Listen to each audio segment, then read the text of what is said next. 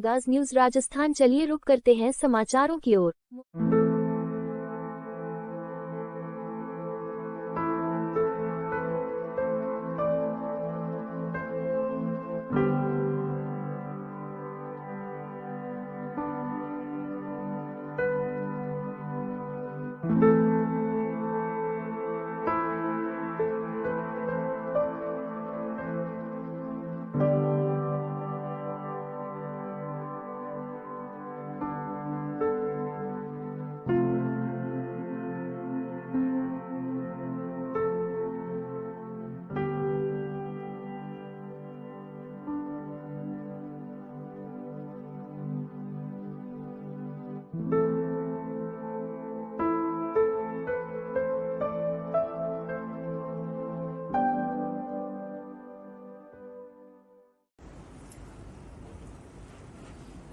जितने भी महात्मा हैं ज़्यादातर जो ज्ञान देते हैं और कथाएं भी करते हैं, तो वो ज़्यादातर बोलते हैं, सबने सुना होगा, देखा होगा कि माया के जाल में मत उलझो। सब यही कहते हैं जी।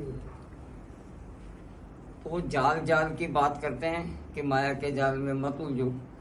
माया के जाल में उलझा कैसे, क्या सोच के उलझा? उसके अलावा जो दो जाल हैं उस पे कभी भी आज तक कोई भी नहीं बोला।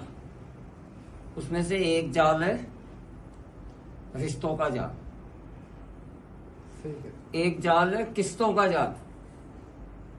और जिसके ऊपर किस्तों का जाल होगा और रिश्तों का जाल होगा तो माया के जाल में तो उलझेगा ही, क्योंकि उसको किस्तों के जाल में उलझते उसको किस्तों की व्यवस्था करनी है। दिन भर उसका हमेशा इसी में लग जाता है, पूरा जीवन बीत जाता है किस्तों में, और रिश्ते निभाने में भी पूरा जीवन बीत जाता है। वो अपनी प्रतिष्ठा, अपने पद की प्रतिष्ठा बनाए रखे, सामाजिक स्तर पर अपनी व्यवस्थाओं को बनाए रखने के लिए रिश्तों के प्रति समर्पित होता जाता है। भले जिनसे रिश्ते रख रहा है वो उसकी परवाह कर रहे हैं नहीं कर रहे, इससे कोई मतलब नहीं है। और ऐसे ही किस्तों में तो वो मेहनत करता है, कमाता है और कोशिश करता है, हर व्यक्ति कोशिश करता है कि कुछ ना कुछ कर सके, इसीलिए किस्तें चालू होती है और इसमें पूरा जीवन उसका बीतता जाता है।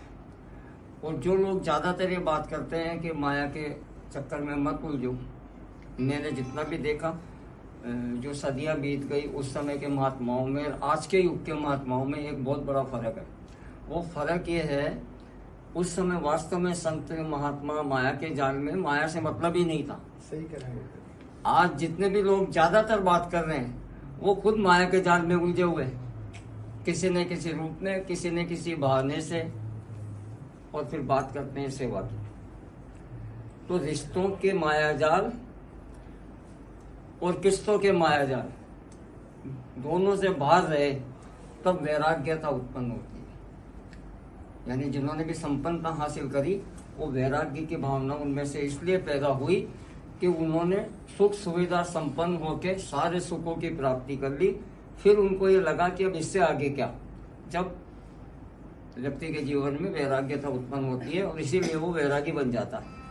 और या जिसने कुछ भी हासिल नहीं किया, जिसने सिवाय दुख के अलावा और कुछ देखा ही नहीं, तो वो इंसान भी अति पे आके ये समझने लग जाता है कि अब वैरागी हो जाना ज़्यादा ठीक है। तो दो सूरत में ज़्यादातर वैराग्य की भावना जागृत हुई, या तो बिल्कुल दुख या बिल्कुल सुख।